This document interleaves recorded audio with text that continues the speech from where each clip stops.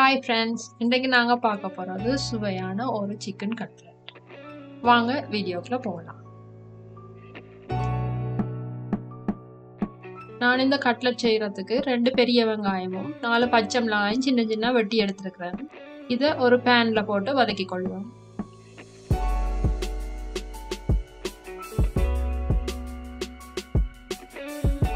வெங்காயம் பச்சை மிளகாய் வதங்கின உடனே 1/2 டீஸ்பூன் பெருஞ்சீரகம் சேர்த்து நன்றாக வதக்கிக் கொள்ளுங்கள்.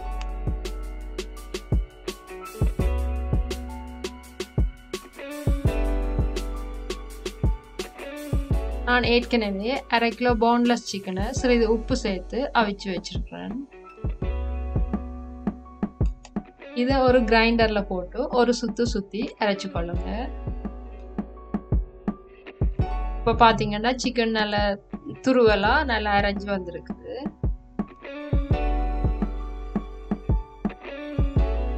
இதோட 250 கிராம் அவிச்ச உருளைக்கிழங்க சேர்த்துக்கொள்ளுங்க.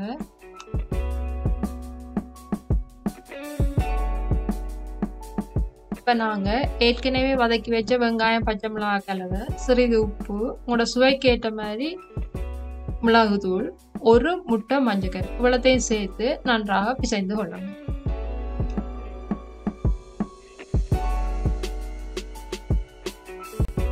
நீங்க இதை பிரட்டும் போது கவனிக்கணும். இதை பிரட்டக்குள்ள கூட பிரட்டாம கொஞ்சம் அந்த உருளைக்கிழங்கு சிக்கன் அது எங்களை வாயில கடிப்படக்குள்ள ஒரு டேஸ்டா இருக்கும். அப்ப அதுக்கேற்ற மாதிரி சாதுவா எல்லாம் சேர்ற மாதிரி பிரட்டி எடுத்தீங்கன்னா அளவா இருக்கும். இப்ப நாங்க இத பால்ஸா பிடிச்சு கொள்வோம். பால்ஸ் பிடிக்கும் போது நீங்க நல்லா இறுக்கமா பிடிச்செடுக்க ட்ரை பண்ணுங்க. ஏனண்டா அப்படி நீங்க இறுக்கமா பிடிச்சிங்கன்னா தான் நீங்க பொரிச்செடுக்கல கட்லெட் வெடிக்காம அழகா வடிவா வரும். இப்ப நாங்க கட்லெட்டை துவைக்கிறதுக்கு ஒரு முட்டையும் ஒரு முட்டையில வெள்ளைக்கரு மாத்திரம் எடுத்துக்கொள்ளுங்க. அதோட சுவைக்கேற்ற உப்பும் சிறிதளவு பாலும் சேர்த்து நல்லா பீட் பண்ணி கொள்ளுங்க.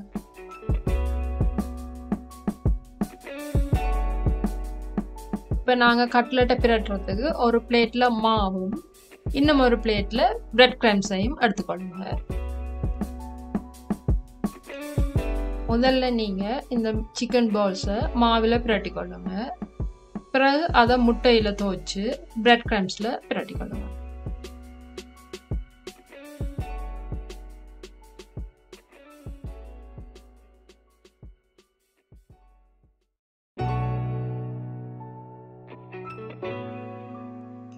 பிரெட் கிரம்ஸ்ல பிரட்டும் போது எல்லா பக்கமும் சேர்ற மாதிரி பாருங்க. ஏன்னா கட்லெட்ஸ் வெடிக்கிறதுக்கு அதுவும் ஒரு காரணமாக அமையும்.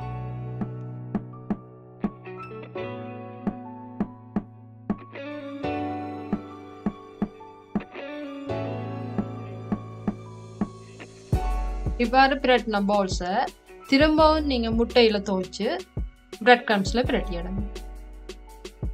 இப்படி நாங்கள் 2 தரம் பிரட்டுறதால நல்ல மொறுமொறுப்பாகவும் டேஸ்டாகவும் இருக்கும்.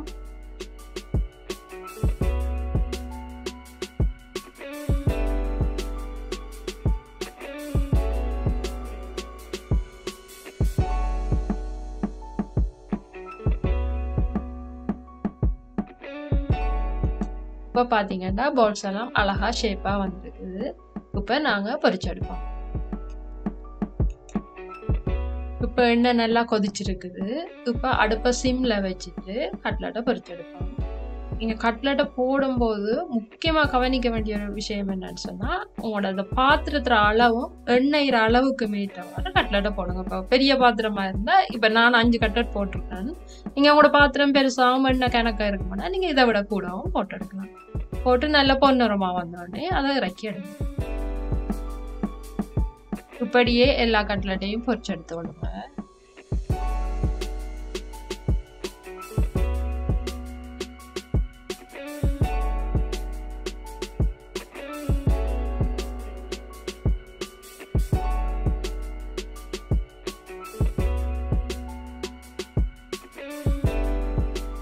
இது இறுதி தடவை பாத்தீங்கன்னு சொன்னா எண்ணெய் அப்படியே இருக்கு. நாங்க ஆரம்பத்துல எவ்வளவு எண்ணெய் விட்டோமோ அதே அளவு எண்ணெய் இருக்கு. எங்களுக்கு பெருசா அந்த கட்லெட்டுக்கு போக இல்லை. கட்லெட்டை பிரட்டின உடனே நீங்க அதுக்கு டைம் கொடுக்காம உடனடியாக பொரிக்கிறதுக்கு ட்ரை பண்ணுங்க. இப்படி செய்யறதால அந்த கட்லெட்ஸ் வந்து கூட எண்ணெயை உறிஞ்சாது அது எங்களோட உடலுக்கும் ஆரோக்கியமா இருக்கு.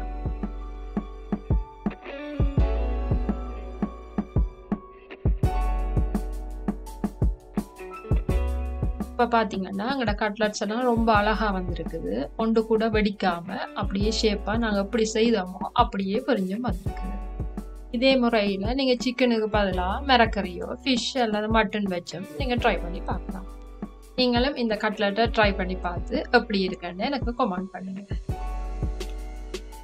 இப்போ நான் பொரிச்ச கட்லெட் ஒன்று எடுத்து உங்களுக்கு உடைச்சு காட்டுறேன். நல்ல கிறிஸ்பியாக நல்ல டேஸ்ட்டாக இருக்குது. இதை நீங்கள் சுட சுட பரிமாறினீங்கன்னா சின்னவங்க தொடக்கம் பெரியவங்க வரையும் விரும்பி சாப்பிடுவாங்க.